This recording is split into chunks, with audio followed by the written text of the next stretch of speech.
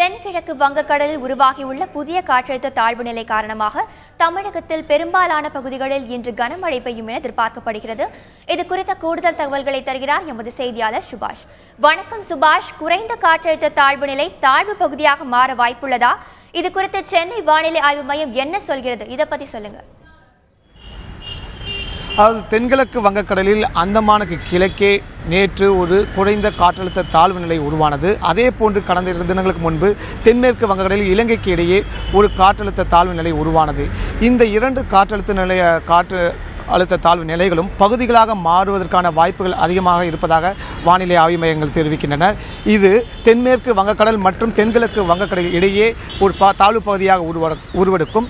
இதன் காரணமாக தமிழகம் மற்றும் புதுச்சேரியில் மழையானது தொடர்வதற்கான வாய்ப்புகள் இருக்கிறது.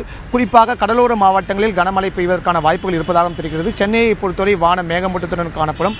ஒரு சில இடங்களில் நல்ல கனமழை பெய்யக்கூடும் என எதிர்பார்க்கப்படுகிறது. இந்த தாழ்வு பகுதி உருவாகும் பட்சத்தில், அதாவது அதிகமாக இந்த தாழ்வு பகுதியாக மாறும் பட்சத்தில் அது தமிழகத்தில் அடுத்த 3 தினங்களுக்கு மழையானது தொடரும் என எதிர்பார்க்கப்படுகிறது. இதுவரை மழை பதிவான வகையில் பார்க்கும்போது மயிலாடுதுறையில் அதிகபட்சமாக மயிலம் இதில் 10 சென்டிமீட்டரும், குன்னூரில் 7 சென்டிமீட்டரும், அரியலூரில் 8 சென்டிமீட்டரும், புழலில் 6 சென்டிமீட்டரும், நுங்கம்பாக்கத்தில் 3 சென்டிமீட்டரும், மீனம்பாக்கத்தில் 2 சென்டிமீட்டரும் மழை பதிவாகியுள்ளது.